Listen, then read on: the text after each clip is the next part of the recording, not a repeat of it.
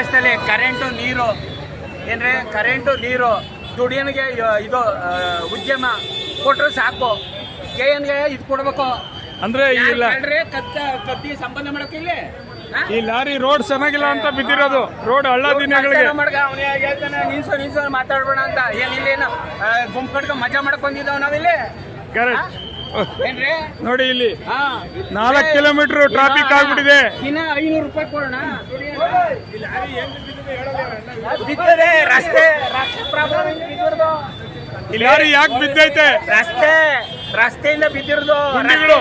ಇಲ್ಲಿ ಅಣ್ಣ ರಸ್ತೆಯಿಂದ ಬಿದ್ದಿರೋದು. ರಸ್ತೆ ಗುಂಡಿಗಳಿಂದ ಬಿದ್ದಿರೋದು. ಗುಂಡಿ ಎಲ್ಲ ಅಂದ್ರೆ ಜನರನ್ನ ಸಾಯಿಸಕ್ಕೆ ಇರೋದು ಇವರು. ಅಲ್ಲಿಂದ ನಿಂತವನೆ 1 ಅವರ್ ನಿಂತವನಣ್ಣ. 1 ಅವರ್ ನಿಂತಿದ್ದಾನ. ಸಿಗ್ನಲ್ ಬಿಟ್ನಾ 4 ಕಡೆ ಜಾಮ್ ಆಗಿದೆ. 3 ಕಿಲೋಮೀಟರ್ 2 ಅವರ್ ಆಯ್ತು. ನೋಡಿ ಇದು ಸರ್ಕಾರದ ಪರಿಸ್ಥಿತಿ ಈ ರೀತಿ ಆಗಿದೆ. ಎಲ್ಲ ರೋಡ್ಗಳು ಹಳ್ಳ ದಿನ್ನೆ ಇರೋದ್ರಿಂದ 4-5 ಕಿಲೋಮೀಟರ್ಗಳು ಬಸ್ಸುಗಳು ಲಾರಿಗಳು ನಿಂತಿದೆ. ಇದು Kengeri circle, Kengeri town bus stand ಪಕ್ಕದ್ದೇ. ನೋಡಿ ಲಾರಿ ಈ ಥರ ಎತ್ತಾ ಇದ್ದಾರೆ. ಪಾಪ ಪೊಲೀಸ್ನವರೆಲ್ಲ ಕಷ್ಟ ಬೀಳ್ತಾ ಇದ್ದಾರೆ. ಅವರು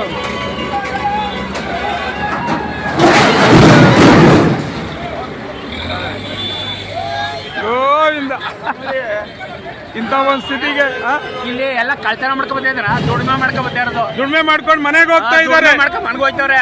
ನೆಮ್ಮದಿಯಾಗಿ ಎಟ್ಟಿ ಮಕ್ಕಳ ಜೊತೆಲಿ ನೆಮ್ಮದಿಯಾಗಿ ಅನ್ನ ಉಣ್ಕೊ ಟೈಮ್ ಇಲ್ಲ. ತಾಯಿನಾಗೆ ಸೂಳೆ ಮಕ್ಕಳು ಗೌರ್ಮೆಂಟ್ನವರು ತಿನ್ಕ ಕೂತವ್ರೆ. ನೋಡೋಣ ಆಯಿಲ್ ಲಾರಿ ಇದು 2 ಅವರ್ ಆಯ್ತು. 2 ಅವರ್ ಆಯ್ತು ಇಲ್ಲಿ ಬಿದ್ದಿ. ರೋಡ್ ಸರಿ ಇಲ್ಲದೆ, ರೋಡ್ ಸರಿ ಇಲ್ದೇನೆ ಬಿದ್ದಿರೋದು. ಅವ್ನು ಲೋಡ್ ಮಾಡಿ ಕರೆಕ್ಟಾಗಿ ಕಳ್ಸೋನೆ ಬೆಲ್ಟೆಲ್ಲ ಹಾಕಿ. ರೋಡ್ ಸರಿ ಇಲ್ಲದೆ ಬಿದ್ದು ಇಲ್ಲಿ ಇಷ್ಟೊಂದು ಜನಕ್ಕೆ ಅನ್ಯಾಯ.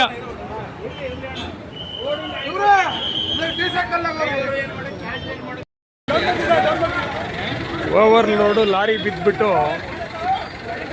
ಕೆಂಗೇರಿ ಸರ್ಕಲಲ್ಲಿ ಚಿತ್ರಹಿಂಸೆ. ಪಾಪ ಕಿಲೋಮೀಟರ್ ಗಟ್ಟಲೆ ಬಸ್ಸುಗಳೆಲ್ಲ ನಿಂತಿದ್ದಾವೆ.